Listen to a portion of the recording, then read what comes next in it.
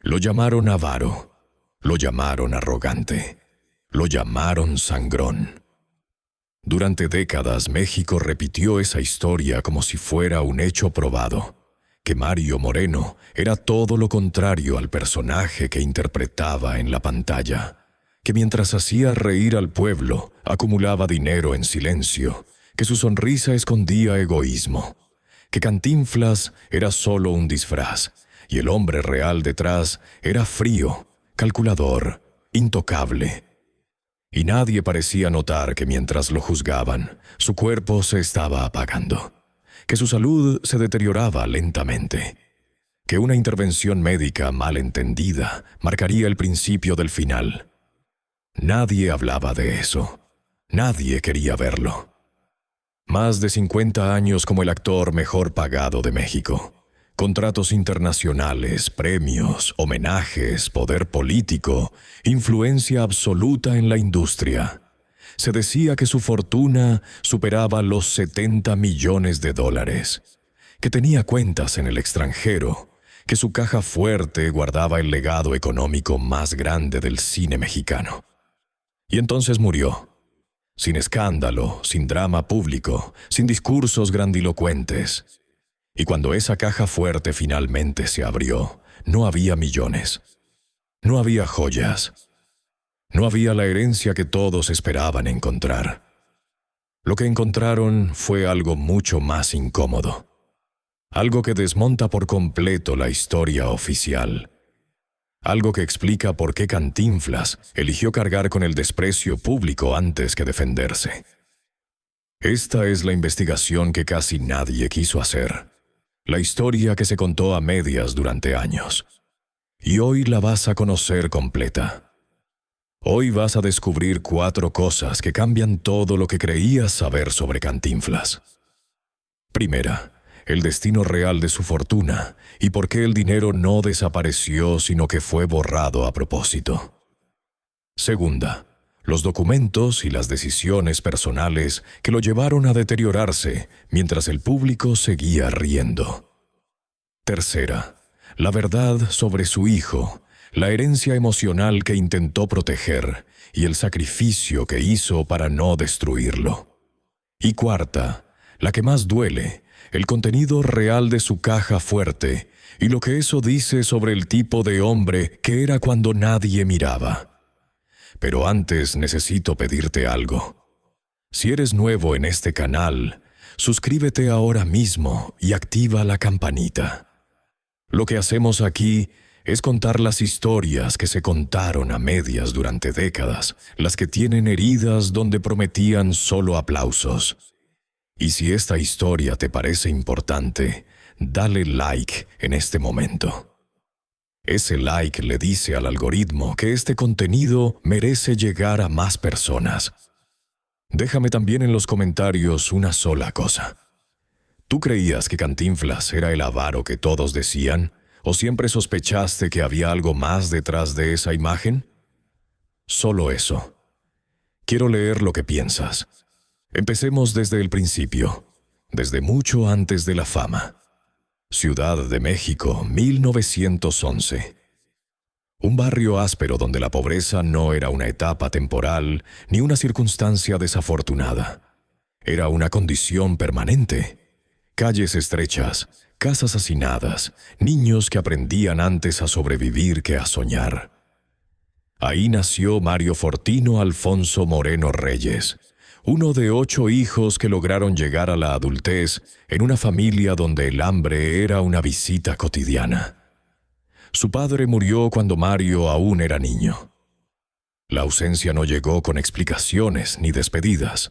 Llegó con silencio y con responsabilidades que nadie debería asumir a esa edad. Desde muy joven entendió que nadie iba a rescatarlo. Vendió periódicos, limpió zapatos, cargó bultos, fue ayudante de todo y dueño de nada. Probó suerte como boxeador y perdió rápido. Entró al ejército mintiendo sobre su edad y salió igual de pobre, pero más desconfiado del mundo. En ese México de las primeras décadas del siglo XX, la miseria no solo se sufría, se heredaba. Y Mario aprendió una lección que nunca lo abandonaría. Si no controlas tu vida, alguien más lo hará por ti. Esa idea se le incrustó como una espina. No era ambición todavía, era miedo. El teatro de carpa apareció como último refugio. Un mundo precario, itinerante, sin garantías.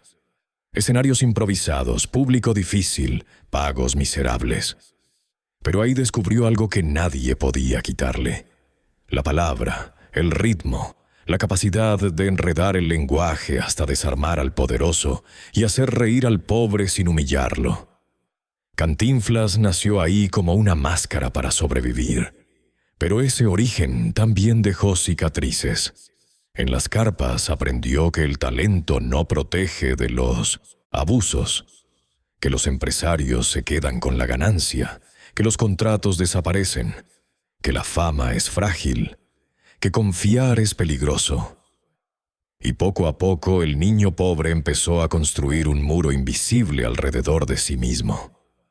Cuando el éxito llegó, en los años 40, con el cine, con los contratos internacionales, con el reconocimiento mundial, Mario ya no era ingenuo. Cada peso ganado llevaba detrás el recuerdo de un plato vacío. Cada acuerdo firmado era una batalla. Por eso controlaba todo, por eso revisaba guiones, por eso desconfiaba de productores, de actores, de políticos. No era arrogancia gratuita, era supervivencia prolongada. El hombre que hizo reír al mundo había aprendido a no depender de nadie. Y en ese proceso se volvió distante, seco, a veces hermético. El público veía al personaje, el entorno convivía con el hombre. A muchos les molestaba esa dureza. Lo llamaron sangrón, difícil, inaccesible. Nadie parecía recordar de dónde venía. Nadie preguntó qué clase de infancia fabrica a un adulto que no se permite debilidades. Guarda esto en tu mente porque será clave más adelante. Mario Moreno no acumuló dinero por avaricia. Lo hizo por terror, a perderlo todo otra vez. El niño de Santa María la Redonda nunca se fue del todo. Solo aprendió a callar. Y ese silencio, esa dureza, esa fama de hombre frío, fueron el precio de haber salido vivo de la pobreza. Si llevas viendo este video y todavía no le has dado like, este es el momento. Y si conoces a alguien que creciera viendo las películas de Cantinflas sin saber nada de esta parte de su historia, compártele este video. A Cantinflas no lo odiaban por falta de talento. Lo odiaban porque cuando apagaban las cámaras, el hombre que quedaba en pie no era el mismo que el público creía conocer. En la pantalla, el personaje era el pobre ingenioso que humillaba al poderoso con un discurso torcido y una sonrisa limpia. Afuera, en los pasillos reales del poder, Mario Moreno caminaba como alguien que había decidido no volver a perder jamás. El rumor empezó a volverse etiqueta en los años en que su nombre ya no era solo una estrella de cine, sino una institución. Se decía que en el set controlaba demasiado, que el humor se le apagaba en cuanto terminaba la toma, que con los compañeros podía ser distante, que revisaba todo, que no soportaba que alguien más llevara la batuta. Esa mezcla, éxito absoluto con desconfianza absoluta, es la receta perfecta para que nazca la leyenda negra. Pero hay algo que el público suele olvidar. Cantinflas no salió de una escuela de teatro elegante, ni de una familia protegida, ni de una industria que cuidara a los suyos. Salió de la intemperie. Y quien viene de ahí, aprende a leer el peligro en la cara de la gente. Aprende que el aplauso no paga cuentas, que el contrato se tuerce, que el productor sonríe mientras te quita lo que es tuyo. Por eso el sangrón no era solo carácter, era armadura. Lo que volvió más incómodo el mito fue esto.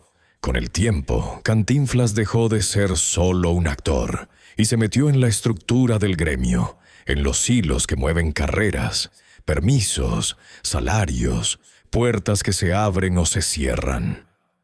Y ahí donde ya no basta con caer bien, la etiqueta de sangrón se convierte en la forma más fácil de explicar lo que muchos no quieren nombrar. Que Mario Moreno sabía negociar, sabía presionar, sabía decir no. El público soporta que un ídolo sea rico. No soporta que parezca aliado del sistema que lo oprime. Y con Cantinflas ocurrió algo peor. Su personaje era tan moral, tan del pueblo, tan sagrado, que cualquier sombra en el hombre real se sentía como traición. Por eso cuando lo llamaban sangrón, no era solo un insulto, era un veredicto emocional, pero la etiqueta funcionó como cortina de humo. Mientras el público repetía que Cantinflas era frío, nadie preguntaba por qué tomaba ciertas decisiones en silencio. Nadie conectaba las fechas, los cheques, las ayudas que no llevaban firma pública. Nadie imaginaba que el mismo hombre acusado de avaro estaba construyendo una vida paralela donde el dinero no se acumulaba, se evaporaba. Hay una puerta en la vida de Cantinflas que casi nadie vio por dentro. No era la puerta del foro, ni la del camerino, ni la del palco de honor. Era la puerta de una oficina discreta, sin aplausos, sin fotógrafos, sin nadie tomando nota. Y ahí, en ese espacio invisible, el comediante más famoso de México no entraba a ser estrella. Entraba a escuchar. Gente que llegaba con un papel doblado, una receta médica, un recibo atrasado, una cara de vergüenza que no se veía en televisión. Personas que no pedían fama, pedían sobrevivir. Y Cantinflas, el hombre que todos juraban que no tenía corazón, los recibía como si esa oficina fuera su segundo escenario. Solo que aquí el final no era la risa. Aquí el final era que alguien pudiera volver a casa con algo. Se volvió un secreto a voces entre quienes no tenían nada. El rumor corría por barrios donde la esperanza se transmite en susurros. Ve con Cantinflas. Te ayuda, no hagas escándalo. Y entonces empezaban a aparecer historias que se repiten con la misma estructura una y otra vez, como si alguien estuviera copiando el mismo guión. Pagó una cirugía, pagó un hospital, pagó un funeral, pagó un boleto para regresar a casa, pagó una deuda para que no desalojaran a una familia. Y lo hizo sin pedir agradecimientos públicos, sin usarlo como defensa frente a quienes lo atacaban. Sin una sola conferencia de prensa. Aquí hay un detalle crucial. Cantinflas tenía una manera de ayudar que no dejaba huellas fáciles. No era un sistema que se pudiera rastrear con un comunicado oficial. Era dinero que salía y desaparecía como si nunca hubiera existido. A veces efectivo, a veces una llamada, a veces un sobre que nadie vio cambiar de manos. Y si ya entiendes a dónde va esto, ya comprendes por qué cuando años después abrieron su caja fuerte, el país se quedó paralizado. Porque el dinero no estaba donde todos lo buscaban. Estaba disperso en cientos de vidas que nunca salieron en los homenajes. Aparece también una escena que suena a ficción, pero que se repite en los relatos con demasiados detalles como para descartarla. Una mujer extranjera, perdida, atrapada en una situación que olía a abuso y a desesperación. La historia dice que Cantinflas intervino, resolvió, pagó y la sacó de ahí. La mandó de regreso a su país con dinero, con una salida, con una segunda oportunidad que no vino en titulares. Un hombre realmente avaro no arriesga su tranquilidad por alguien que no le da nada a cambio. Los que lo conocieron por esa vía no lo recuerdan como artista. Lo recuerdan como un gesto, como alguien que escuchaba sin humillar, que entendía la vergüenza de pedir ayuda, porque él mismo había sido el niño que miraba la olla vacía, y por eso no daba discursos. Solo resolvía, como si estuviera pagando una deuda personal con la pobreza que lo vio nacer. Hay un lugar que explica casi todo y que durante años fue ignorado a propósito. No aparece en los homenajes televisivos ni en los obituarios solemnes. No tiene alfombra roja ni placas conmemorativas. Es un edificio discreto, no funcional, casi invisible desde la calle. Y ahí empezó a evaporarse la fortuna que todos juraban que Cantinflas guardaba para sí. La historia arranca en 1944. Cantinflas ya era una figura nacional y empezó a ver algo que nadie quería mirar. Actores envejeciendo sin trabajo, actrices olvidadas después del aplauso, comediantes enfermos, solos, sin un peso para pagar una medicina. Gente que había dado su vida al espectáculo y que al final quedaba fuera del escenario y fuera del sistema. Mario Moreno entendió entonces una verdad incómoda. La fama no protege cuando el cuerpo falla. La casa del actor no nació como un gesto simbólico. Nació como una urgencia. Cantinflas consiguió el terreno, puso el dinero inicial y empujó el proyecto hasta volverlo realidad. No delegó, no firmó de lejos, supervisó camas, cocinas, enfermerías, pagó sueldos cuando no alcanzaba, cubrió déficits cuando las cuentas no cerraban, y lo hizo durante décadas. No un año, no dos. Década tras década, mientras el público lo acusaba de avaro, el dinero salía por una puerta que no tenía cámaras. La casa del actor nunca fue un negocio rentable. Al contrario, era un pozo constante de gastos, medicinas, doctores, mantenimiento, alimentación, servicios. Cada residente era una factura viva. Y Cantinflas lo sabía. Aún así seguía, porque para él ese lugar no era caridad, era memoria. Era una forma de no repetir el abandono que había visto desde niño. Los testimonios coinciden en algo. Mario Moreno visitaba el lugar sin aviso. Hablaba poco, escuchaba mucho, no pedía agradecimientos. Si alguien intentaba hacer público un gesto suyo, se incomodaba. Prefería el anonimato. Prefería que lo llamaran sangrón antes que convertir el dolor ajeno en propaganda propia. Y así, peso a peso, cheque a cheque, la idea de una fortuna intacta empezó a resquebrajarse. Mientras tanto, los rumores crecían afuera. Se hablaba de $70 millones, de cuentas secretas, de inversiones invisibles. Nadie se detenía a sumar los años. Desde los 40 hasta los 90, más de 4 décadas sosteniendo una institución que devoraba recursos en silencio. No es un gasto espectacular. Es algo peor. Es un gasto constante, invisible, voluntario. Y no fue lo único. La casa del actor era el centro visible de algo más grande. Cantinflas ayudaba fuera de cualquier registro. Hospitales, cirugías, traslados, rentas atrasadas, funerales. El dinero no se acumulaba. Circulaba, salía sin dejar huella, como si su dueño estuviera decidido a que no quedara nada que heredar en forma de billetes. Cantinflas no podía ver dinero quieto. Para él, la riqueza inmóvil era una amenaza. El verdadero peligro no era perder dinero. Era parecerse a quienes lo habían explotado cuando era nadie. Hay un punto en la vida de Cantinflas donde todo deja de ser público y se vuelve íntimo. Un punto donde ya no importan los aplausos, ni los contratos, ni la leyenda. Un punto donde el dinero deja de ser dinero y se convierte en una herramienta desesperada para corregir algo que no se puede corregir. Ese punto tiene nombre y apellido.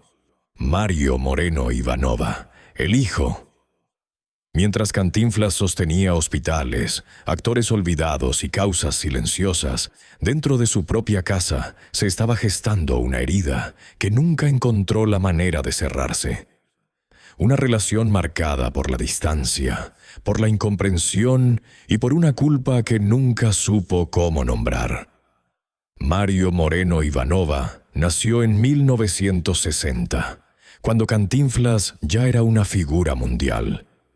El niño no conoció la pobreza, no conoció la calle, no conoció el hambre que había marcado a su padre. Y ahí empezó el problema, porque Cantinflas no sabía ser padre desde la abundancia. Sabía sobrevivir, sabía resistir, sabía dar, pero no sabía quedarse. Las ausencias se acumularon. Giras interminables, rodajes, compromisos. El niño creció viendo a su padre en la televisión más que en la mesa.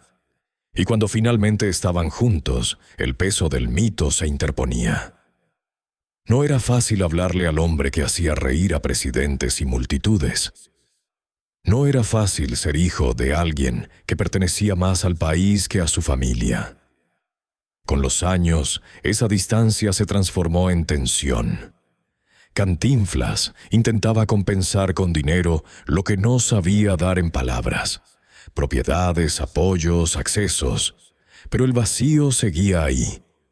Cuando la madre de Ivanova murió en 1966, el quiebre se volvió definitivo. Padre e hijo quedaron solos, sin un puente emocional que los uniera. Y aquí aparece un patrón que explica mucho. Cantinflas ayudaba a desconocidos con una facilidad que no lograba replicar en casa. Podía resolverle la vida a alguien en una oficina anónima, pero se paralizaba frente al dolor propio. Podía escuchar a un extraño durante horas, pero no sabía cómo escuchar a su hijo. Esa contradicción lo persiguió hasta el final. Cuando Cantinflas destinaba recursos a fundaciones y casas de retiro, no lo hacía solo por altruismo. También era una forma de vaciarse, de no acumular, de no dejar una herencia que se convirtiera en una bomba familiar. Sabía que su fortuna, si quedaba intacta, sería un campo de batalla, y prefirió desgastarla en vida antes que ver a su hijo consumido por una guerra de papeles y rencores. Los últimos años fueron especialmente duros. La salud empezó a deteriorarse a principios de los 90. Parkinson, problemas respiratorios, una fragilidad que contrastaba brutalmente con la imagen del hombre imparable. Y en medio de esa decadencia física, la relación con su hijo entró en una zona ambigua. Cercanía intermitente, afecto torpe, nada completamente resuelto. Cuando Cantinflas murió el 20 de abril de 1993, el país lloró a un ídolo. Pero dentro de la familia el duelo fue diferente. No hubo cierre, no hubo conversación final, no hubo una reconciliación clara. Y ahí es donde el dinero vuelve a aparecer, no como herencia. Como pregunta, ¿por qué Cantinflas no dejó una fortuna clara? La respuesta no está solo en la casa del actor, ni en las ayudas anónimas. Está en esta relación rota, en el miedo de dejarle a su hijo no solo bienes, sino un peso imposible de cargar. Cantinflas no fue un santo. Tampoco fue el avaro que muchos pintaron. Fue un hombre marcado por la carencia, por la culpa y por una incapacidad profunda para expresar lo que sentía. Prefirió dar en silencio antes que pedir perdón en voz alta. Prefirió gastar antes que heredar un problema. Y cuando esa elección queda registrada en papeles y no en palabras, lo que queda es una caja fuerte que no guarda dinero. Guarda el rastro final de un hombre que intentó, a su manera, corregir lo que nunca supo decir. Cuando por fin se abrió la caja fuerte, no hubo estruendo. No hubo cámaras ni escena de película. Hubo silencio. Un silencio incómodo, pesado, de los que obligan a mirar 2 veces porque el cerebro se niega a aceptar lo que ve. La leyenda decía que ahí estaban los millones de Cantinflas. 70 millones de dólares. Repetían los rumores durante años, como si el número fuera una verdad revelada. La puerta metálica se abrió. Y la promesa se desplomó. No había dinero. No había lingotes. No había joyas. Había papeles, cartas escritas a mano, recibos amarillentos, notas sueltas, documentos que no brillaban pero que pesaban. El tipo de peso que no se mide en cifras, sino en decisiones. Y frente a ese vacío que no lo era, empezó la verdadera lectura de la vida de Cantinflas. Porque el dinero no había desaparecido en un fraude. No se lo había tragado un socio invisible. El dinero había salido durante décadas, gota a gota, con una disciplina que solo tiene quien decide vaciarse a propósito. La caja fuerte no guardaba riqueza porque la riqueza ya había cumplido su función. Sostener, rescatar, proteger, evitar caídas. El resto era ruido. Los documentos mostraban un patrón. Fechas que se repetían, cantidades modestas pero constantes, pagos de hospital, aportes a instituciones que nunca pusieron su rostro en una placa, transferencias hechas en momentos clave cuando otros se hundían y él aún podía sostener. No era caridad impulsiva, era estrategia moral. Un drenaje consciente, y entonces apareció lo más difícil de procesar. Las cartas no estaban dirigidas al público ni a la prensa. No buscaban limpiar su imagen. Eran íntimas, torpes, humanas. En ellas, Cantinflas no explicaba su fama. Explicaba su miedo. El miedo a dejar una herencia que se convirtiera en condena. El miedo a que el dinero intacto fuera un arma contra quienes amaba. El miedo a que su apellido terminara en juzgados y titulares. Ahí se entiende todo. La obsesión por no acumular. La urgencia por convertir el dinero en hechos antes del final. Cantinflas sabía que el dinero quieto atrae disputas, que las herencias grandes despiertan a los peores fantasmas. Y eligió otra cosa. Los que esperaban una traición encontraron un mensaje. Los que buscaban culpables encontraron un espejo. Porque la caja fuerte no estaba vacía. Estaba llena de un tipo de riqueza que no se hereda en efectivo.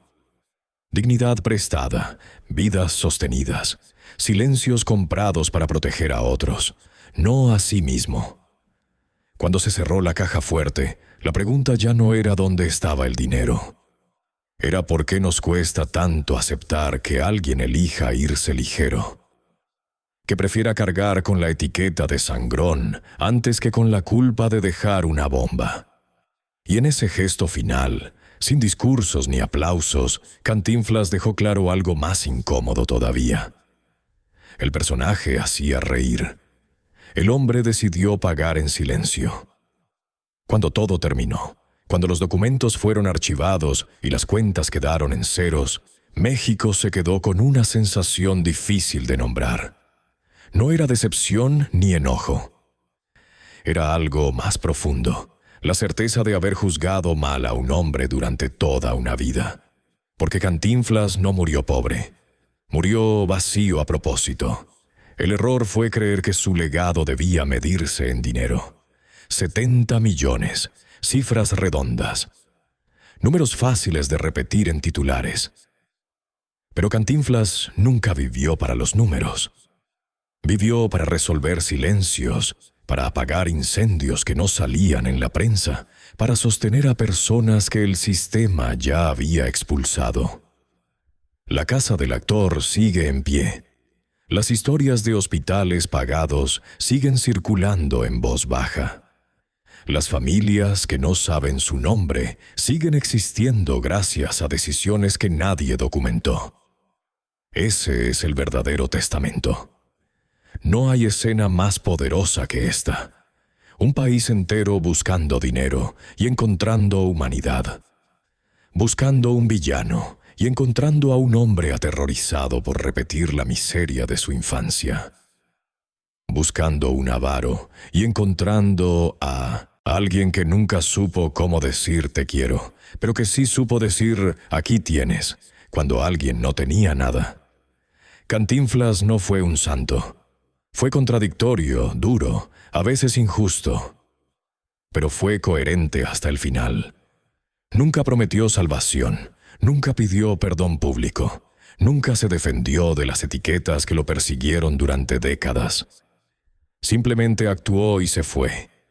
Hoy su figura sigue viva en las películas, en las frases, en la risa colectiva. Pero hay otra versión que casi nadie recuerda. La del hombre que eligió desaparecer su fortuna para que otros no desaparecieran. La del ídolo que decidió que su último acto no sería en un escenario, sino en silencio. Eso es lo que realmente había en su caja fuerte. No dinero, no secretos escandalosos. Había una vida gastada en otros. Y tal vez por eso, cuando finalmente entendemos quién fue Mario Moreno, ya no queda nada que reclamarle. Solo queda aceptar que algunos hombres prefieren irse con las manos vacías para no dejar a nadie más con ellas llenas de dolor. Si esta historia te hizo pensar en algo, si te hizo ver de otra manera a alguien a quien creías conocer del todo, déjame en los comentarios una sola cosa. ¿Tú creías que Cantinflas era el avaro que todos decían, o siempre sospechaste que había algo más detrás? Suscríbete si todavía no lo has hecho.